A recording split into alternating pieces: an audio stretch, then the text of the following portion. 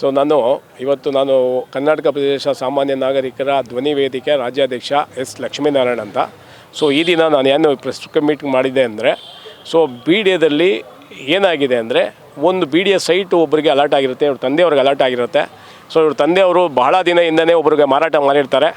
So ಆ ಮಾರಾಟ ಮಾಡಿದರೆ ಒಂದು ಸುಮಾರು 40-45 ವರ್ಷ ನಂತರ ಯಾರೋ ಬೇರೆ ವ್ಯಕ್ತಿಗಳು ಇಲ್ಲಿ ಲಕ್ಷ್ಮಣ ಮತ್ತು ಕುಮಾರ್ ಅನ್ನೋ ಇಬ್ಬರು ಅಣ್ಣ ತಮ್ಮಂದಿರು ಏನು ಮಾಡ್ತಾರೆ, ಇವ್ರ ಮನೆಗೆ ಹುಡ್ಕೊಂಡೋಗಿ ನಿಮ್ಮ ತಂದೆಯವರು ನಮ್ಮ ತಂದೆಯವ್ರಿಗೆ ಮಾರಿರೋದು ಅಂತ ಸುಳ್ಳು ಹೇಳಿ ಇವ್ರಿಗೆ ಒಂದು 4 ಲಕ್ಷ ಕೊಡ್ತೀವಿ ಅಂತ ಒಂದು ಆಮಿಷ ಒಡ್ಡಿ ಇವ್ರು ಏನು ಅಂದ್ಕೊಂಡಿದ್ದಾರೆ, ಓ ನಮ್ಮ ತಂದೆಯವರು ಮಾರಿದಾರಲ್ವಾ, ಸೊ ನಾವು ಇವ್ರಿಗೆ ಏನೋ ಬಂದಿದ್ದಾರೆ ಮತ್ತು ನಮಗೇನೋ ಕಾಸು ಕೊಡ್ತಾಯಿದ್ದಾರೆ, ಅವ್ರಿಗೆ ನಾವು ಕೊಡ್ತಾಯಿದ್ದೀವಿ ಅನ್ನೋ ಒಂದು ಉದ್ದೇಶದಿಂದ ಏನು ಮಾಡಿದ್ದಾರೆ, ಅವ್ರಿಗೆ ರಿಜಿಸ್ಟ್ರ್ ಮಾಡಿಕೊಟ್ಟಿದ್ದಾರೆ.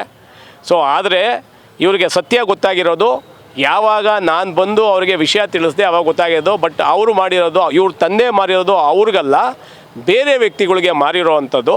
ಸೊ ಆ ವ್ಯಕ್ತಿಗಳು ಇವ್ರ ಹತ್ರದಿಂದ ಮಾಡಿಸ್ಕೊಂಡು ಆ ವ್ಯಕ್ತಿಗಳಿಗೆ ತೊಂದರೆ ಕೊಟ್ಟು, ಯಾರು ಮನೆಯಲ್ಲಿ ಪಾಪ ಇವ್ರ ತಂದೆಯಿಂದ ಖರೀದಿ ಮಾಡಿದಾರಲ್ವಾ ಆ ವ್ಯಕ್ತಿಗಳಿಗೆ ತೊಂದರೆ ಕೊಟ್ಟು ಅವರಿಂದ ಸುಮಾರು 24 ಲಕ್ಷ 27 ಲಕ್ಷನೋ ವಸೂಲಿ ಮಾಡಿದ್ದಾರೆ ಅನ್ನೋ ಮಾಹಿತಿ ನನಗೆ ಬಂದಿರೋದ್ರಿಂದ ಸೊ ನಾನು ಹೋಗಿ ಇವರಿಗೆ ತಿಳಿಸ್ದೆ, ನೋಡಿ ಹಿಂಗಾಗಿದೆ ಇಲ್ಲ ಸರ್ ನಮಗೆ ಗೊತ್ತಿಲ್ಲ ಇದು, ಸೊ ನಮಗೆ ಇವರು ಸುಳ್ಳು ಹೇಳಿ ನಮ್ಮ ಹತ್ರ ಮಾಡಿಸ್ಕೊಂಡಿದ್ದಾರೆ ಅಂತ ಪಾಪ ನನಗೆ ಇವರು ಮಾಹಿತಿ ಕೊಟ್ಟರು. ನನ್ನ ಹೆಸರು ತೇನ್ಮೊಳಿ ಅಂತ, ಅವ್ರು ದುರೈಕಣ್ಣನವರು ಲಾಸ್ಟ್ ಮಗಳು ನಾನು.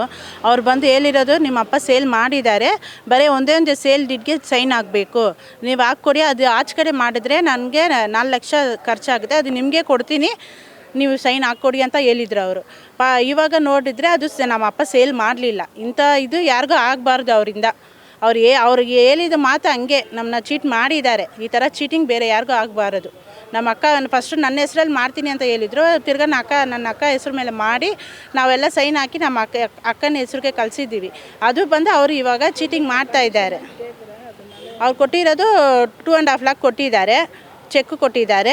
ಎಲ್ಲರಿಗೂ ಮೇಲೆ 50,000 ಚೆಕ್ ಕೊಟ್ಟಿದ್ದಾರೆ. ಮತ್ತೇನು ಅವ್ರು ಇದು ಮಾಡಲಿಲ್ಲ.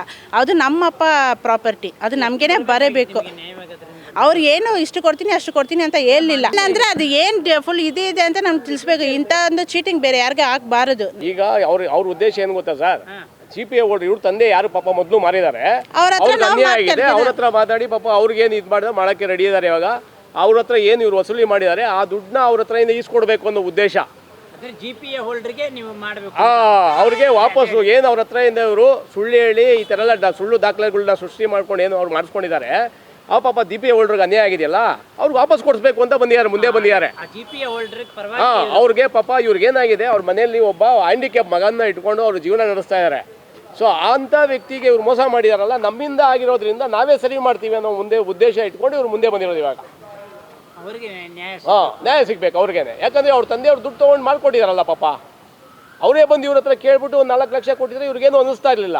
ಇಲ್ಲಿ ಏನಾಗಿದೆ, ಅವ್ರ ತಗೊಂಡಿರೋನು ಬೇರೆಯವನು ಅಲ್ಲ, ಅವನು ರೊಕ್ಕ ದಂಧೆಕೋರ ಹೌದು.